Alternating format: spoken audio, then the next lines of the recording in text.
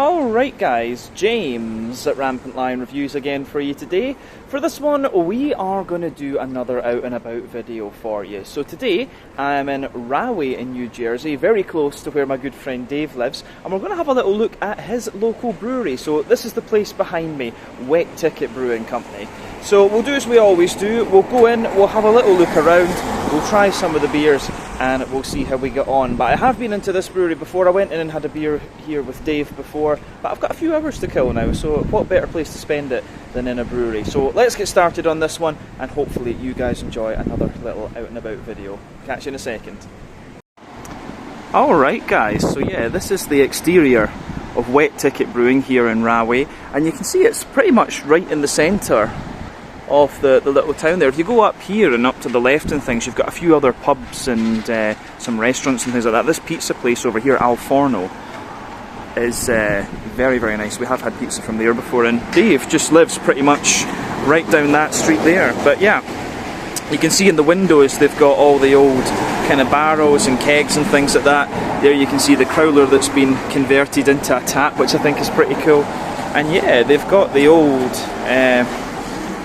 kind of toboggan and skis and stuff like that there, which is pretty cool. So let's go inside and just have a little look. So if you come in, you're going to be greeted by all of this lovely artwork here on the wall. So I have to say it's pretty cool actually. I like stuff like this when you come in and you've got all this kind of psychedelic artwork. But one of the things in New Jersey is that legally they have to offer you a tour of the brewery. So this is the Ticket tour. They've got the little board here that they basically say to you, oh, there's how our brewing process works and all this kind of stuff. So yeah, that's kind of how it goes. But yeah, you can see here, you've got the bar, which looks very nice. And yeah, you've got your beer fridge over here, your merch is up there. We'll have a closer look at that later on in the video. Yeah, Garden State Pirates, one of the teams. Then you've got your America flag next to the bathroom, and if you come through here, you can see the actual brew premises. So this is quite cool. You can see they've got their conical fermenters here. They look as if they're maybe about 1,500 litres or something like that. I don't know, maybe 10, 15 American barrels, something like that. So they've got 5 of these. Then they've got their bright tank over in the corner there, and of course up here they've got their kegs and things like this, and you can see all the malts and stuff being stored up there. But yeah, this is the brew kit. So you can see they've got their hot water tank here. They've got their mash tun and their whirlpool. So a 2-vessel system. It looks as if this one is maybe like a 10 or 15 barrel kit, but this comes from a Rocky Mountain vessel. So I'm guessing this is produced somewhere in Colorado. But yeah, pretty cool looking little kit actually. Quite a nice little setup, I have to say. So yeah, and then you come back through here and you've got the bar again. But I do like it when you come to little places like this. This is pretty awesome. So yeah, if we go back out then, you guys are just about to see the first tasting here, which is this one. So you're going to see this beer reviewed in just a second, so I will catch you with that. Alright guys, well, time for our first tasting then here at Ticket. So the first beer that we're going to have a look at, I think, is a very good place to start. So this one is called Pursuing Paradise. It comes in at 4.9% ABV, and this one is, of course, a Mexican lager. So yeah, the technical definition of a lager is a beer that undergoes fermentation using a bottom fermenting yeast at lower temperatures, 8 to 12 degrees Celsius. I don't know what that is in freedom temperatures, but yeah, not good with the Fahrenheit scale. But yeah, a Mexican lager as well is one that usually contains a little bit of corn and or rice. So usually just very light and very drinkable, and sometimes folk add a bit of lime into it. I prefer them a bit more natural though, to be honest. But yeah, you can see that this beer's poured pretty much as you would expect. I had a little bit of a bigger head on it when we poured. It took me a wee minute to kind of get set up, and I was filming other little fillers for the video as well.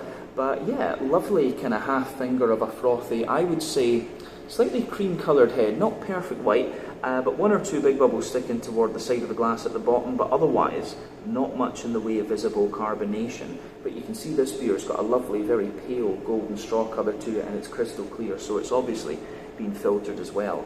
But yeah, in terms of the appearance of what you would expect from a Mexican lager, there's nothing really surprising about this. It looks pretty much bang on.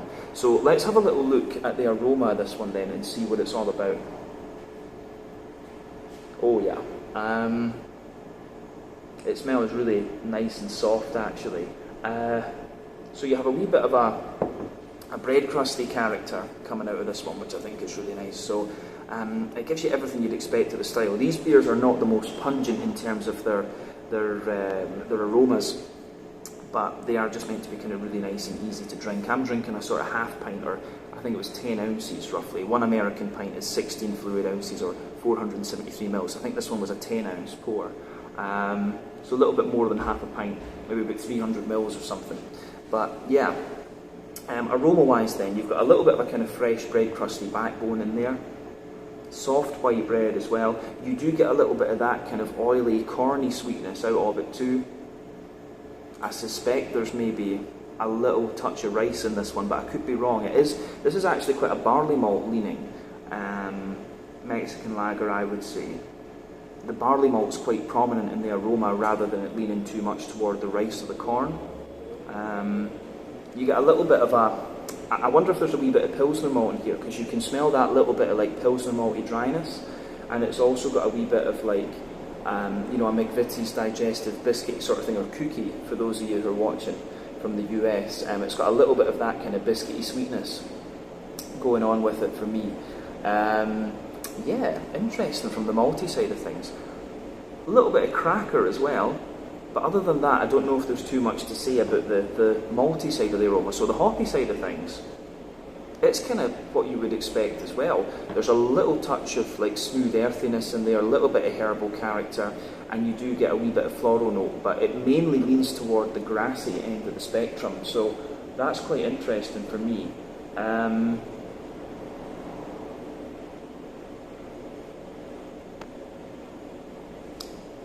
Yeah, grassy, yeah, kind of really a grassy leaning Mexican lager, this one, I have to say. In terms of the,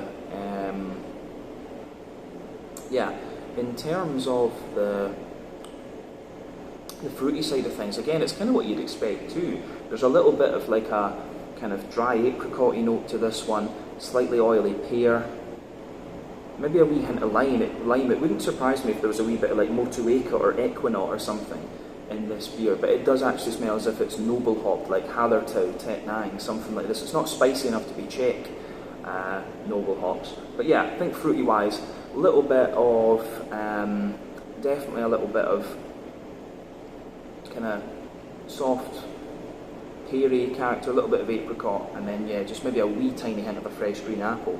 But overall, really nice smelling beer, and pretty much what you would expect of the style. Let's have a taste of this one then and see what it's about. This beer is the Pursuing Paradise 4.9% ABV, a Mexican lager, our first year at Way Ticket. Slàinte, skål.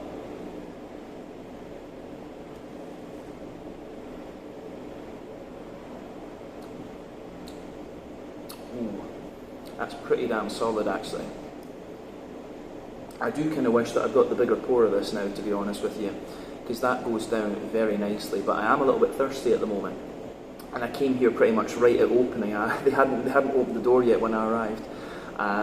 But yeah, this is definitely a nice place to start. I do enjoy my lagers, and the Mexican lager's a style that you don't come across all that often in Europe. You do find it in terms of American imports, but not many breweries are brewing these in Scandinavia or in Scotland or Ireland. So yeah, this is quite interesting. But this is a really nice beer, I will say that for it. So let's just break the beer down and describe it a bit more in depth for you.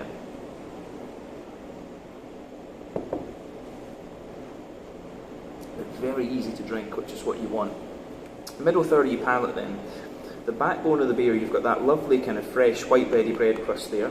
If you move a wee bit further forward, you get a little touch of like woodiness out of it, and there's definitely a layer of like a kind of Jacob's cream cracker coming out of the the malt base above that, and you get more of that bread crustiness and crackery character into the aftertaste. Now above that, you start to get a bready note out of the beer, so you've got a little bit of this kind of, you do have a little bit of this kind of, you've got a little layer of like a wholemeal brown bread, which is a wee bit more grainy. Then above that, you have this kind of white bready type character coming out of it. The bready character in this beer is quite dry, and this beer does have a wee bit of crispness to it, which, yeah, you want from a lager beer. And I do suspect there's a bit of Pilsner malt in this. The reason I say that is because on the bready layer in that middle third of the palate, when you get toward the back of that middle third of the palate, you really do get this kind of crisp, dry Pilsner malt out of this one. I think it's German Pilsner malt because of just the level of dryness that you get out of this. Usually when it comes to Czech Pilsners, of course, they're a bit more spicy and floral. The German Pilsners are a bit more dry on their malt base. So German Pilsner malt, I think, in here. But in the middle of your palate, you've got a little circle there. And that's where the alcohol comes out of the beer, and it gives you some of the kind of sugary, brown sugary sort of sweetness. So you've got a little bit of like a McVitie's digestive biscuit underneath, and then in the dead centre of your tongue, you've got this more concentrated, oily, biscuity flavour coming out of it. And that's kind of interesting, and it feels like the sort of corny and ricey flavours that are in there feel as if they're mixed in. They kind of sit on top of that slightly biscuity layer, what I suspect is Pilsner malt. Then yeah, you've got the oily, corny and slightly ricey characters in there as well. They linger into the aftertaste, and then yeah, you've got that wee bit more of a concentrated biscuit. That's the alcohol coming out of the beer. I think that covers the middle third of your palate.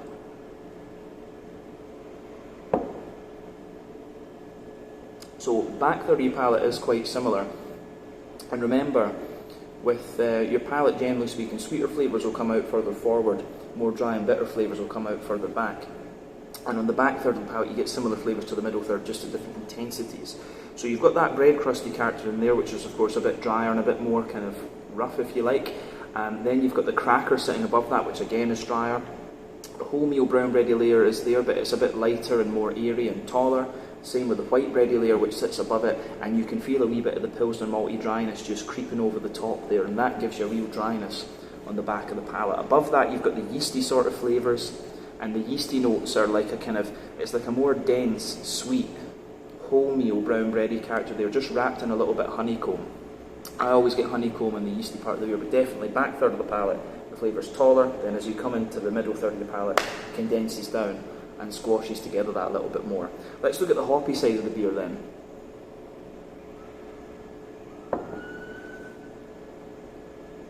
So, hoppy side of the beer is kind of what you'd expect. Back corners of the palate, oh, fire engine's away past. Back corners of the palate, you've got a nice little bit of earthiness in there. As you move further forward, it gives you a wee bit of a herbal character. And then as you move toward the kind of front corners of the palate, it gets more and more floral. I think it's American hop, this one, actually. When I taste it, just the way the floral character comes out, it is more American hoppy than it is German or Czech or anything like this. But round the front curve of the palate, you get a bit of a lighter, grassy sort of thing. It's a wee bit wetter, and it's also got a bit of that kind of citrusy zest to it. So yeah, I think that covers the green component. Front third of your palate then, and the fruity side of things. So the base of the front third of the palate, you've got that bread crusty character there, a bit of the brown bread, which is a bit sweeter, and a wee bit white bread. Then you get that oily bubble where the fruity esters roll their way out of the beer. So on the fruity side of things,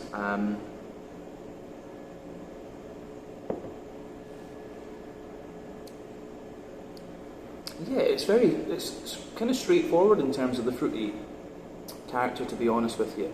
It does have, if you go to the back of that front third of your palate, there's a little bit of like a sultana, you know, kind of white raisiny character. As you move further forward, it gives you a little bit more of a slightly oily pear, and you've got a kind of drier pear underneath that, maybe a very slight hint of like apricot or something. But as you move into the front half of that front third of your palate, it's all about the kind of limey sort of flavour. It's quite a juicy lime as well, which makes me wonder, could it be Motueka from New Zealand that's in here? Equinaut, of course, would be the American one, but you know that has quite a bit more alpha acid to it than Equinaut does. I think Equinaut's 12%, Motueka's about 8% alpha acid. So it could be Motueka, and I think the juiciness of the lime would make me lean toward that. But yeah, mainly pear, A little bit of sultana, perhaps a little bit of fresh green apple in this one as well, and then yeah, an oily kind of limey character, but quite zesty on its fruity side of things too, which is nice, gives the beer that wee bit more crispness. I think that's everything we need to say about the flavour, so mouthfeel, just to round off. It's kind of mid-range of the light-bodied part of the spectrum here. Carbonation is quite crisp, but it gives the beer a bit of smoothness. This beer also has a little bit of an oily slickness to it, and that may well just be the local water profile. I quite often find American lagers are a bit wetter than European ones, but I mean, this is a Mexican lager, so it is like a North American lager. We have to keep that in mind. But yeah, IBU wise, I think this beer is maybe about 25-ish IBUs, maybe 30. It does give you a bit more bitterness into the aftertaste, and you also have to talk about perceived bitterness here because you get the kind of Pilsner malty dryness. But yeah, in the malt base you've got a bit of dryness underneath, smoothness in the middle, and a wee bit of sweetness on top. Then you've got a lovely kind of wet, more citrusy leaning fruity character coming out of this beer. But all in all, a really nice lager beer, this one. I do wish that I'd got a bigger pour of it, but I want to try a few, so I don't want to get too smashed, I have to say. But yeah, let's leave it at that for this one. This was the Pursuing Paradise 4.9% Mexican lager. Our first beer here at Wet Ticket. They've got a few other interesting things on the board, so we'll see about doing maybe another 3 or so while we're here. But I'll catch you guys in a second with something else. Cheers. Alright guys, so this is your tap list today at Wet Ticket Brewing, and just for reference, we're here on the 23rd of September 2023, if I'm remembering the date correctly, but possibly not, but we're here around that time anyway. So they've got a good selection of different styles. You can see at the top there, they've got the Taste Like Tropics, which is a mango beer, I'm guessing, maybe a mango wheat beer, something like this. Then they've got the Green Eyed Girl Dry Irish Stout. Underneath that, the Monk Haze IPA, Scarecrow Juice Pumpkin Beer. I don't think we'll be trying that because pumpkin beers are not my favourite. But yeah, we've got the Dream Ticket Imperial West Coast IPA. We'll need to try that because I do miss the old school West Coast IPAs. One Way Ticket Mosaic New England IPA. Golden Muse, which is a golden ale. You don't see too many of those about these days. Pursuing Paradise Mexican Lager, very good place to start, which you've just seen. Before we show you the tap list, they've got a Kulsch, which is a German ale. We know this one very well as well. Trolley Hopper, which is a New England IPA. They're out of their Peach and Guava Sour, which could have been quite interesting, but suggestively sour raspberry, and then the fruity juiced ZX New England IPA. So yeah, quite a nice tap list here, and you can see you can get flights down there as well for $8, so pretty good price actually. That's about maybe €7, £6 sterling. Oh yeah, about 70 Swedish krona or something like that. So yeah, nice little list here at Wet Ticket Brewing today. Alright guys, well, time for tasting number 2 then here at Wet Ticket. So the next beer we're going to have a look at then is a style that is very, very popular just now, and I think it's a nice place to go after you've had a good lager. So yeah, this next beer is one of their new releases from what I understand. It's called the Monk Haze. It comes in at 5.7% ABV, and this one is a New England Hazy, whatever you want to call it, IPA. So yeah, you can see that this beer has poured pretty much as you would expect of the style. You've got a lovely kind of very bright yellow mango juice type colour coming out of this one. So remember again, the colour of your beer depends on a few things. One, the type of malts that you use. This goes a long way to determining your EBC rating. 2, length of your wort boil is also going to play a role. The longer you boil the wort, the more the sugar's caramelised, thus you get a darker colour of beer. So any barrel aging that you do or adjunct you put in will affect the colour as well. But yeah, this one, as I say, lovely kind of bright mango juice sort of colour. When it poured, it had about a half finger of a frothy, I would say, perfect white head. That has faded away to just be a very kind of thin foamy layer with a bit of a kind of, with a little bit of a kind of, yeah, foamy ring around the edge of the glass there. But yeah, overall, it looks pretty much as you would expect from a New England IPA. For a 5.7%er, this one has quite a little bit of haze to it. And remember, the level of haze in these beers depends on the oak content, the wheat content, and to a degree what yeast you use. That can vary from brewery to brewery, beer to beer, and so on. But yeah, 1 or 2 big bubbles sticking toward the side of the glass here, a few little ones going up toward the bottom of that head. But overall, not too much. visible carbonation, and as I say, it looks pretty much as you would expect of a New England hazy, whatever you want to call it, IPA. So yeah, let's have a little look at the aroma of this one then and see what it's all about. And I will point out this beer is very, very fresh. So yeah, straight away you can tell that this beer is really oaty leaning, and for me when it comes to New England IPAs there are 6 different factors to think about. The sort of farmhousey yeasty character, the rye leaning grainy side of things, those are a bit more common in American brewed New England IPAs, but you've also got that sort of wheaty bitiness, the barley malt bread, the oaty creaminess, and also the sweeter side of things. For me, this beer really leans toward that more oaty, creamy end of the spectrum.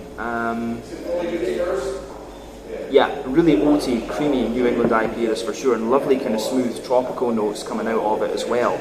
So the backbone of the beer, if we talk about the aroma now, you've got a lovely little bit of that kind of fresh white bready bread crust in there. There's a little bit of woodiness as well, and you get a wee bit of cracker, but mainly the malt base in this beer is a mix of like different dense, white bready kind of characters. So yeah, lovely kind of sweet, dense, white bready note in there. You can smell a little touch of like a wheaty bitiness in the back of the nose, which is quite interesting. So that kind of sits there. You have wheaty bitiness in the back of the nose. Then you've also got a little bit of that oaty creaminess in there, and that's how you can tell the beer is fresh. When it comes to New England IPAs, the fresher these beers are, the more creamy the oaty character is. So yeah, that's quite apparent in this beer, I do have to say that. You get that lovely big kind of oaty, creamy side of things. At 5.7% ABV though, you're not going to get too much sweetness out of this one, but there is that little bit of kind of Werther's Original butter candy butterscotch coming out of the beer. So yeah, but mainly oaty creaminess in the malt base here. On the hoppy side of things, it's kind of what you'd expect. When it comes to IPAs as well, you have 3 different kinds of hoppings. Early edition hopping, which takes place within the first hour of the wort boil, that's going to give you mainly, bitterness in your flavour, but it's also going to give you quite a deep, dank flavour and aroma. You've got late edition hopping, which takes place within the last half hour of the wort boil. That gives you a little bit of bitterness, but mainly flavour and aroma, and it's going to translate to quite a bright kind of green component in terms of aroma. And then dry hopping, which takes place after the wort boil is complete, that gives you all flavour in terms of your flavour, but yeah, no, it gives you quite a bright green component too. So New England IPAs rely mainly on late edition and dry hopping. West Coast IPAs use all 3. And with this one you can really tell it's got that very bright kind of floral leaning green component there, quite a bit of wet grassiness to it as well. But yeah, on the fruity side of things, this is quite interesting. Like, I'm getting a little bit of that kind of sharper green guava out of this one. Yeah, so there's a little bit of like a peachy sharpness as well. So yeah, a little bit of a kind of sharper peachy note in there. Definitely some kind of guava type notes as well. But soft kind of juicy mango in there. I wonder if Idaho 7 is one of the hops in this. So yeah, soft kind of juicy mango character in there, but quite bright and ripe at the same time. And you also get a little bit like a pineapple-y sort of note out of this. It's not too orangey leaning, this one. It's actually the more kind of pungent tropical fruits, I think, that are coming out of this. But yeah, as I always say, take a bit of time to enjoy the aroma of your beer before you get stuck in. But let's try this one. So this is the Monk Haze, 5.7% ABV, a New England Hazy, whatever you want to call it, IPA. Sláinte, skål.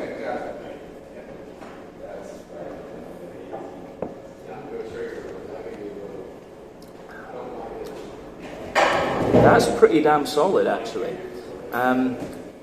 It's one of the wetter New Englands that I've come across, but again, we have to remember this is 5.7, so it's a little bit lower in terms of its alcohol. It's not going to be the most creamy and thick, soupy, gloopy type thing. But that's a really nice drinker, that. The guy behind the bar said this is the newest one, and this was his favourite, because there was about 3 or 4 New England hazies on tap, and obviously I want to do the West Coast after, but this is the one he recommended, and it's pretty good actually. I have been enjoying the lower ABV New Englands over here in the States a little bit more. I feel they've got a bit more body to them than the ones in Europe do. I think they put a bit more, I think it's maybe the American wheat is a little bit smoother and thicker, if you like.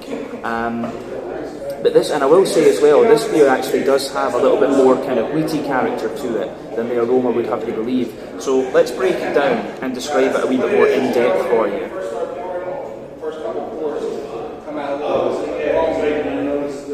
So, middle third of your palate then, the backbone of the beer, you've got that fresh white bready bread crust coming out of this one. So fresh white bready bread crust. As you move further forward then, you've got a little bit of woodiness as well. So yeah, a little touch of kind of woody character, just kind of lingering there. On top of that, you get a little bit of that kind of fresh, kind of Jacob's cream cracker note, and then it's all about the bready characteristics, so you can feel that sort of fresh, fluffy and slightly wet white bready character coming out of this beer.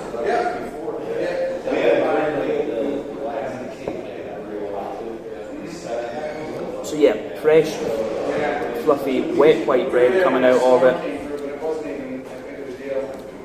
On top of that, you get a bit of a wheaty note out of this, and it's quite smooth. As I said, American wheat I think is smoother than European wheat, but it does still have a little bit of bite to it. You get a nice little touch of oaty character to this one as well, and you can feel the creaminess of the oats as you just kind of push down that middle line of your tongue. That's really nice how that goes together.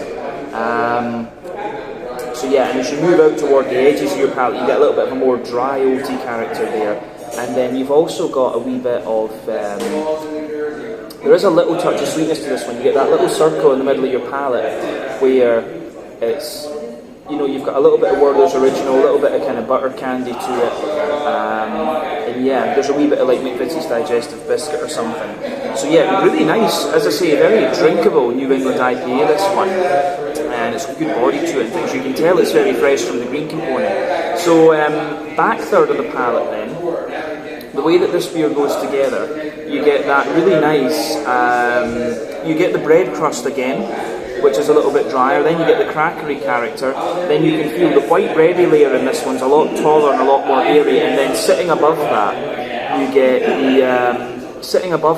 that more bitey, wheaty character coming out of the beer too. So this beer really does show you more and more wheaty bitiness the further into the aftertaste that you go. But you're also, because it's quite fresh, you're still getting a little bit of that kind of dusty hoppiness, this kind of dusty green hoppiness from the pellets. So yeah, above everything else on that back third of the palate, you start to get some of the yeasty character. So let's look at that.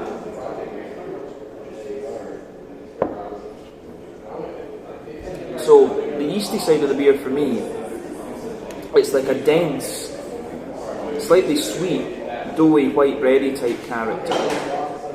Then it's kind of wrapped in a little bit of this kind of, it's almost just wrapped a little bit in a, like a sort of peppery, like black peppery, bread crusty sort of thing, and you get a wee touch of honeycomb around it. But yeah, definitely, back third of your palate, the flavour is taller, then as you come further forward at the middle third of the tongue, it just kind of condenses down a little bit more. In terms of the hoppy side of the beer then, as I say, you can tell this one's very fresh. I think this will get better as it mellows out a little bit more as well. I will say that about it. But yeah, in the back corners of the palate, there's a little touch of earthiness in there. And as you move further forward, you get quite a lot of floral aromatic spice. I don't know if I would go as far as saying the beer is like quite deep and quite dank. But yeah, it's got this lovely sort of floral aromatic, kind of spicy sort of note to it. Then round the front curve of your tongue, it's got a little bit of a lighter, more grassy sort of note to it, and just a wee bit of zestiness too, which is nice.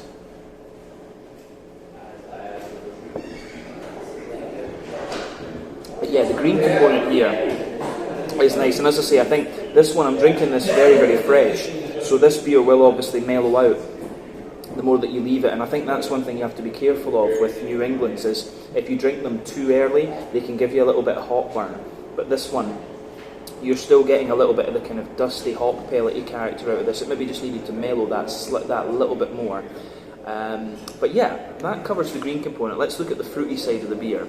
So that front third of your palate, bit of bread crust in the base, brown bread on top of that a wee bit, then white bread, and then you get that nice oily bubble where the juicy fruity esters just roll their way out. So let's look at those fruity those fruity notes. So the fruity side of the beer for me is quite tropical leaning. Idaho 7, I think, is most likely one of the hops in here.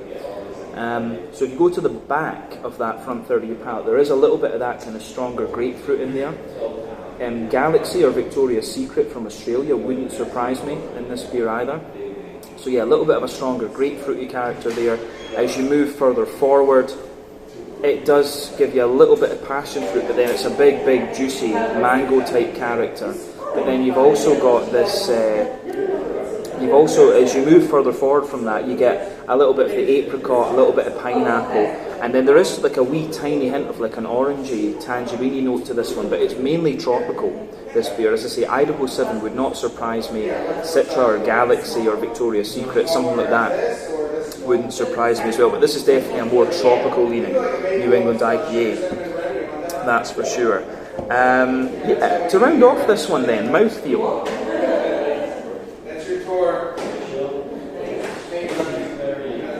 For me, this is mid-bodied, it's right in the middle of the spectrum. Carbonation is very, very smooth. It's got a lovely little bit of creaminess to it, this beer, and a little bit of wetness. In terms of the IBUs, I think this is a fairly standard sort of 30 IBU New England IPA, normal for the style. The malt base, as we said, it's got a bit of dryness underneath, a bit of smoothness in the middle, and the creaminess on top. It's really not got much sweetness to it, but then again, it is only 5.7% ABV. You're going to get sweetness more out of the kind of doubles and things like that. And there's also a nice little bit of that juicy, smooth, tropical, fruity type character coming out of this one. So yeah, all in all, really, really nice New England IPA, I have to say. But I think that's everything we need to say about this one. So this was the Monk Haze coming in at 5.7% ABV, New England IPA. That's the end of tasting number 2 then here at Wet Ticket Brewing. I'll catch you in a second with something else. Cheers. Alright guys, so if you come over to the left side of the bar, you can see that there's a good little bit of merchandise here, and this is always quite unique when you come to American breweries. So here you can see they've got the Wet Ticket symbol up there with the hop flower hanging down, and then a sort of a hop vine, I guess we could say. Some other t-shirts in there. You can get all your different glasses and things like that, and you've got your different glass growlers and things like that. So yeah, that's a little quick look at the merch available here at Wet Ticket. So let's go on to something else. Alright guys, well, time for tasting number 3 then here at Wet Ticket Brewing. So the next beer that we're going to have a look at is one of my favourite styles. It's one that has been making a little bit of a comeback in recent times, and when I saw this one on the menu I just knew that I wanted to have this. So here we are. But yeah, this particular beer is called Dream Ticket. It comes in at 10% ABV, so it is a little bit of a monster, and this one is a West Coast double, triple, whatever you want to call it, IPA, an Imperial West Coast IPA, I guess we could say. So when the beer poured, it came out with about a half to 2/3 finger of a frothy, I would say kind of cream coloured head. That's faded away to a very sort of thin foamy layer. Then around the edge of the glass, you do have a little bit of the ring there, but you can see the colour of this beer is quite interesting. It's kind of got it's got a sort of medium amber tinge to it. So yeah, for me, West Coast IPAs can lean 2 ways. They can be a little bit more sort of oily and caramelly, such as the Sierra Nevada Torpedo, or they can be a little bit more kind of bready and biscuity, such as the Russian River Pliny the Elder.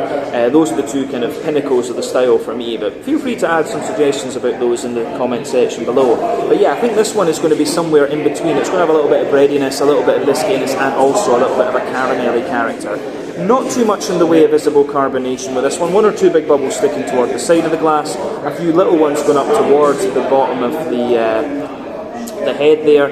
But overall it looks nice, and you can see the beer is crystal clear, so it's quite obviously filtered. So let's have a little look at the aroma then and see what this beer gives us. Oh yeah, aroma wise, I'm going to say this one is not the most pungent of beers. That's definitely fair to say. Yeah, aroma wise it's not the most kind of pungent of beers, but it's still really quite nice actually. it is quite a well balanced West Coast IPA, this one, I have to say that. You're getting the breadiness, you're getting the kind of big, bold, hoppy characters out of it. It's really nice. Yeah, so let's just break that aroma down for you a wee bit. The backbone of the beer is that lovely kind of fresh white bready bread crust. So lovely fresh white bready bread crust in there. There's a little tiny hint of like woodiness to it. You get a bit of like Jacob's kind of cream cracker and stuff as well. And you've also got a wee bit of like a wholemeal kind of, you've got a little bit of this kind of wholemeal sweeter brown bread in there, but on top of that you're getting some nice kind of white bread as well. Yeah, the bready character in this beer is really quite well mixed, in fact. The way that goes together is nice. So yeah, bit of brown bread, bit of white bread, and then you start to get the brown sugary notes out of this beer. So for me, this beer is quite... for me, the beer is quite... on the brown sugary side of things, it's got a mix of things going on, so you get a little bit of that kind of McVitie's digestive biscuity type quality out of this one. So yeah, McVitie's digestive biscuity type character. And then yeah, you've got I would say you have a little bit of you've got a bit of an oily sweet caramel coming out of this. There is a little bit of that Werther's Original Butter Candy Butterscotch, but not too much. But like I say, this beer, when it comes to West Coast IPAs, it is very much more leaning toward like that kind of bready, biscuity sort of thing, rather than being big and oily and caramelly. But you could say that it's somewhere in the middle of like Sierra Nevada Torpedo and the Russian River Pine of the Elder, so that's worth bearing in mind. Yeah. So, hoppy wise then, there's a little touch of earthiness to this one, but you do get that deeper, danker, more kind of pine resinous note. So yeah, there's a nice kind of deep, dank, pine resiny type character coming out of this one. On top of that, you do get a little bit of a floral spice, but there's a nice kind of zesty, grassy character coming out of the beer as well. And the fruity side of things is quite interesting in this one. I'm getting a lot of gooseberry. Yeah, I'm getting a lot of sort of gooseberry and strawberry, so I wonder if there's a bit of strata in this. Enigma would be another one from Australia. Yeah, lots of gooseberry, lots of kind of white, green, grapey characters. Nelson Sauvin, Enigma, Hallertau Blanc would be another one. It's something like that that's going on in here. There's a little touch of like an apricot or mango type note to this one, but not too much actually. Aroma-wise, this is a really nice smelling beer, and I think it's. I think the way it goes together is really quite interesting. So as I always say, take a bit of time to enjoy the aroma of your beers, but let's get stuck into this one and see what it's all about. And this one's got me more curious than anything else. This is the Dream Ticket, a West Coast triple IPA, I would say, at 10% ABV. Slàinte, skål, cheers.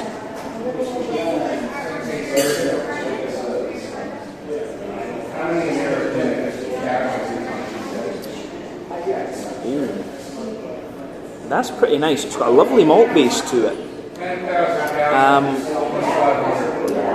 Yeah, I would say you've got a lovely malt base to this one. It does have a little bit of bitterness to it, but it's not going to blow the head off you in the way that these old school West Coast IPAs would be. I think they've got the flavour profile of this one spot on, but it does seem a little bit more like a kind of modern interpretation of the West Coast style. It does build in bitterness a little bit more the further into the aftertaste you go, but I don't think this is the kind of big 80, 90 IBU hit that you'll get from some of these more old school beers.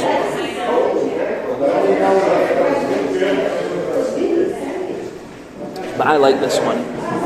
It's nice. It's a thumbs up from me. I love a good West Coast IPA, and this just kind of hits the spot actually. So for me,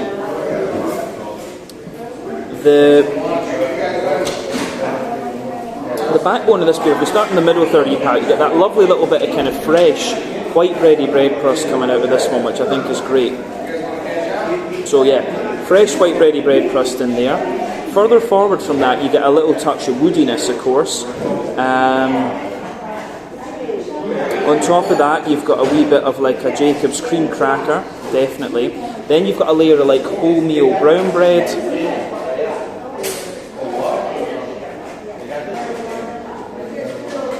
Yeah, a little bit of a kind of wholemeal brown bready layer, quite dense, slightly sweet. Then you've got the white bready character sitting on top of that, which is quite dense, has a little bit of dryness to it, but still a wee bit of sweetness. And then, yeah, above that you start to get the kind of brown sugary notes, which is what you expect of this particular style.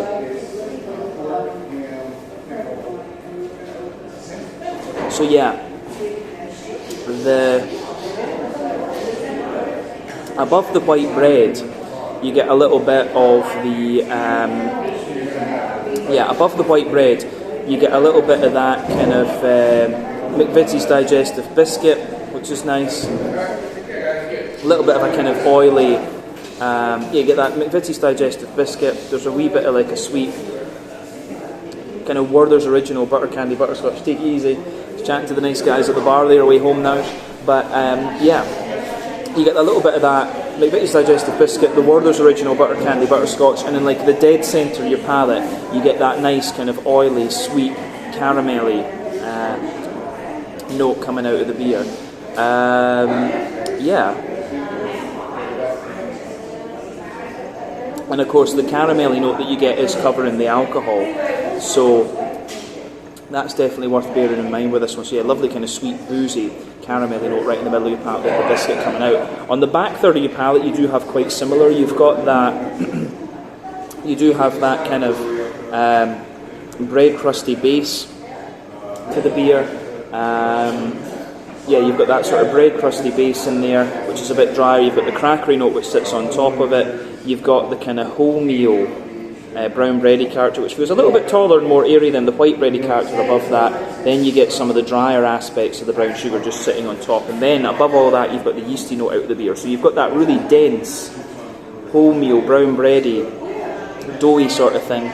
It's wrapped in a little bit of like a bread crust, and then there's a wee bit of like honeycomb around it. And definitely, back third of the palate, the flavour is taller. As you come further forward into the middle third of your palate, it just condenses down and squashes together that little bit more. So yeah, the way that goes together is quite nice.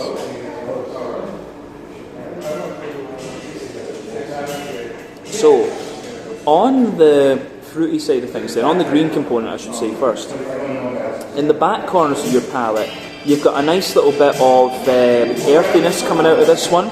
As you move further forward, it's got a little bit of a kind of herbal character as well. Then as you push further forward, you get a nice little bit of kind of floral aromaticity. It gets a little bit spicy, and you do have a wee bit of pine resin sitting underneath that. And then as you go round the front curve of the tongue, the beer is just a little bit lighter and more kind of grassy. It's got a little bit of that zestiness in there. But let's focus on the front third of your palate and the fruity side of the beer.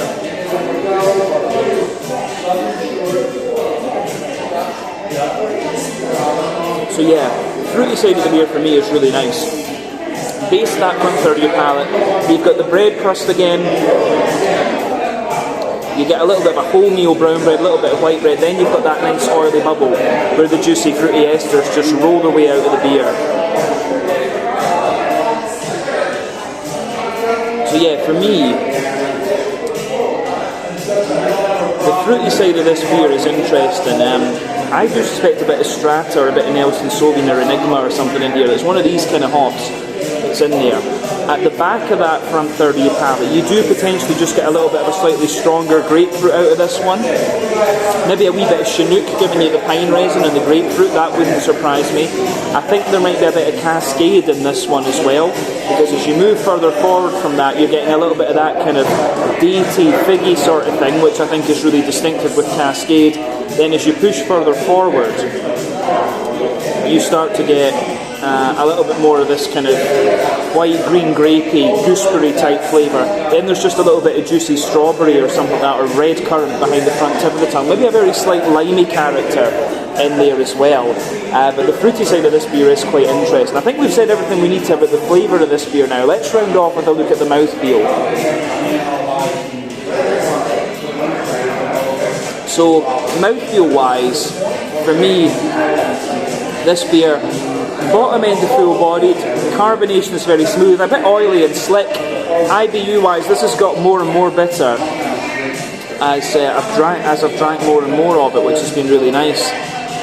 So maybe about 70 or 80 IBUs this one, maybe, yeah, 70 I think at least. It has got more and more bitter as I've drank it. The maltiness, as I say, has a bit of dryness underneath, a bit of smoothness in the middle, a bit of an oily sweetness on top, and then yeah, you've got that lovely big oily fruity character, which is really quite nice. So yeah, I think we can leave it at that for this one. Really nice beer, this one actually. I do like how it goes together. So yeah, this was the Dream Ticket, a West Coast triple IPA, I believe, at 10% ABV. That's the end of beer tasting number 3. I think we're going to do something dark, and that'll probably be a nice place to round off this video. So I'll catch you guys in a second with something else. Cheers.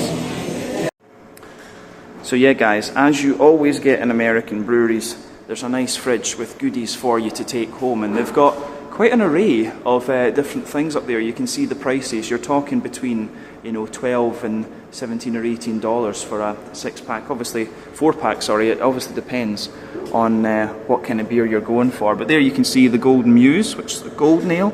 Then you've got the Scarecrow Juice pumpkin ale as well. Obviously, very seasonal at the moment that we're here.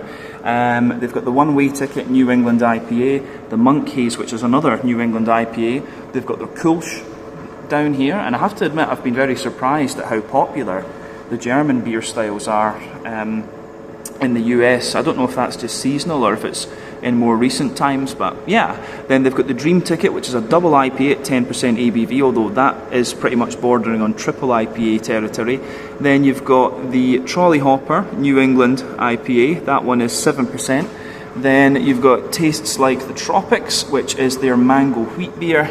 Then the Fully Juiced Imperial IPA, 8.5% ABV. Then you've just got a few other kind of loose things down here. But yeah, that's your beer fridge here at Wet Ticket Brewing in New Jersey. So yeah, let's go on to the next beer. Alright guys, well, time for our 4th and final tasting then here at Wet Ticket in Rahway. So the last beer that we're going to have a look at is something a little bit darker, and it's a style that I do quite enjoy, but one that you don't come across all that often. So we'll just need to see how we get on with it actually. But this particular beer is called Green Eyed Girl. It comes in at 4.6% ABV, and this one is an Irish dry stout, and it's also nitro conditioned as well. And that's something you don't really come across in Europe all that often actually. So as you can see, this beer is poured to be a lovely dark ebony rosewood colour. This is what you'd expect from a stout, of course, but you can see the head on this one retains very, very well, and that is of course a typical thing that you find with the nitro beers. But the head on this one, lovely kind of finger of a foamy, I would say kind of light fawn coloured head there. It's not really tan or anything like that, but I think fawn is probably a good descriptor of the colour of this one.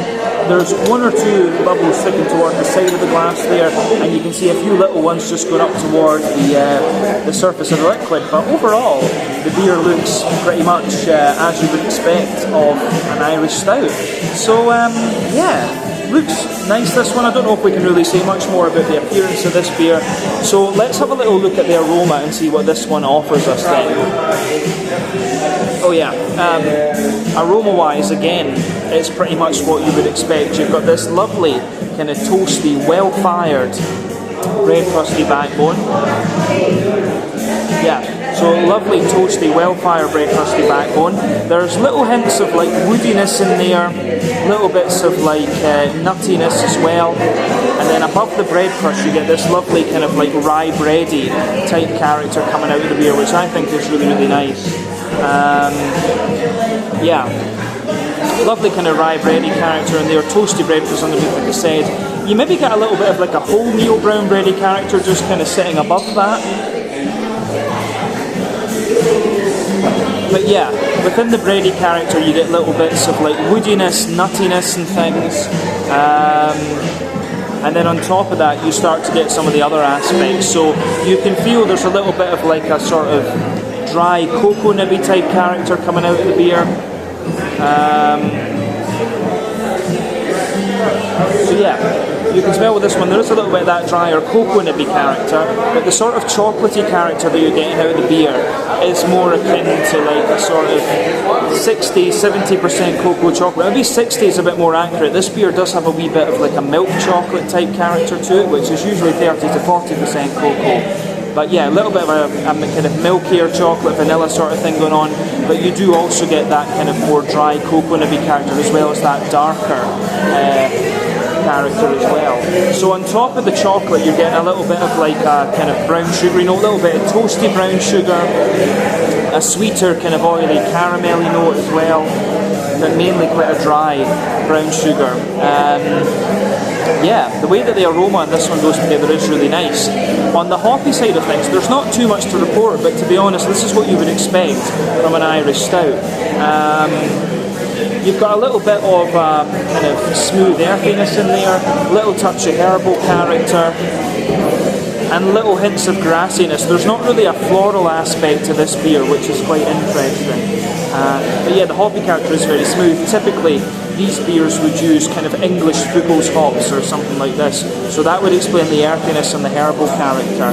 But yeah, the way that this one goes together, I think, is really quite nice. So, on the on the fruity side of things, this beer, there's not too much to report there. There's a little hint of like a kind of soft black currant. Yeah, a little hint of a soft black currant, a little bit of a kind of figgy character as well, but the fruits are very soft and they take a bit of a back seat, to be honest with you, compared to other things, so that's worth bearing in mind with this particular beer. But yeah, aroma wise it kind of delivers everything that you would expect of the style, nothing madly surprising, but it smells pretty nice. So I think we can leave it at that for the aroma, and we should have a taste of this then. So yeah, this is the Green Eyed Girl, our last beer here at Wet Ticket, a 4.6% nitro conditioned Irish dry stout. So yeah, let's get stuck in.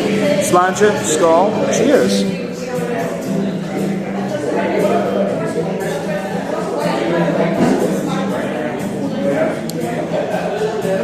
That's pretty damn good actually. A lot of people rave about Guinness and things like that and how good Guinness is. If you can get something like this, there really is no comparison, to be quite honest with you. Yeah, this is great.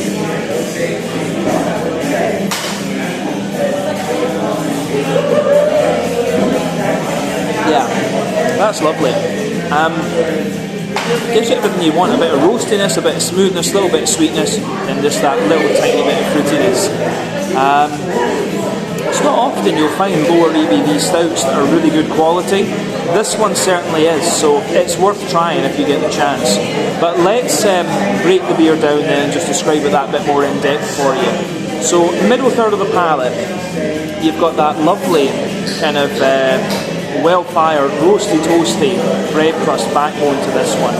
As you move further forward on that middle third of the palate, you get a lovely little bit of, a kind of woody, nutty sort of thing coming out of the beer.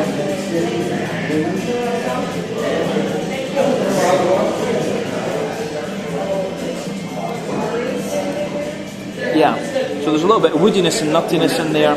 Above the bread crust you get a wee bit more of like a wholemeal, you get a bit more of a kind of rye bready type character out of this one. So you get the bread crust, the rye bready character, then you get this sort of wholemeal brown bready sort of thing, which is good as well.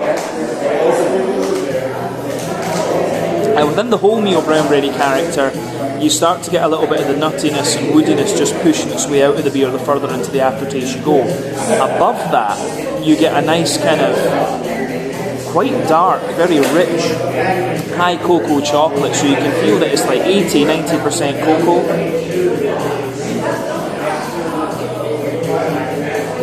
Yeah, so there's a sort of 80-90% cocoa sort of thing coming out of this one.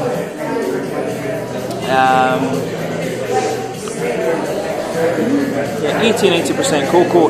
When you go further back on that middle 30 palette, it's actually quite roasty and toasty and quite harsh. But as you move further forward, it gives you a sort of more 60-70% cocoa chocolatey character, which is quite interesting. Above that, you get a little circle in the middle of your palette, which is like a really toasty, roasty, toasty kind of brown sugary note there. And in the dead centre of your tongue, you do get a little bit of that kind of sweet, more roasty, caramelly note to the beer. So that's really interesting with this one as well.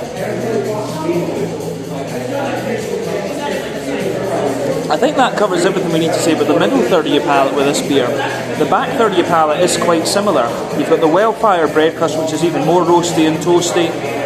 You get the rye bready layer, which is a bit drier, of course, and that's taller and more airy. The brown bready character that sits above that, and then you can feel some of the more charged chocolate notes just creeping over the top of that.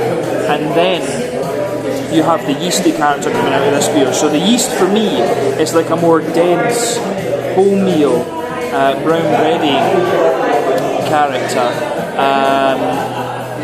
So yeah, more dense, wholemeal, brown bready character in there. And it's like, it's wrapped in a little bit of a kind of toasty brown sugar and a wee bit of a kind of peppery sort of note there too. But definitely, the back third of your palate, the flavour is taller. Then as you come further forward into the middle third of your tongue, it just kind of condenses down and squashes together that little bit more. So on the hoppy side of things then, again, it's kind of what you'd expect. Back corners of the palate, you've got a nice little bit of earthiness in there. As you move further forward, you get a little touch of a more kind of herbal quality coming out of the beer, and as you reach the front corners of your palate, it's more floral and aromatic. There is a wee bit of spiciness there.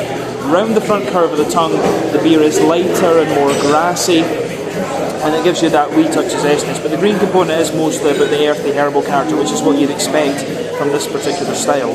But let's look at the front third of your palate then to round off and the sort of fruity side of the beer. So, yeah.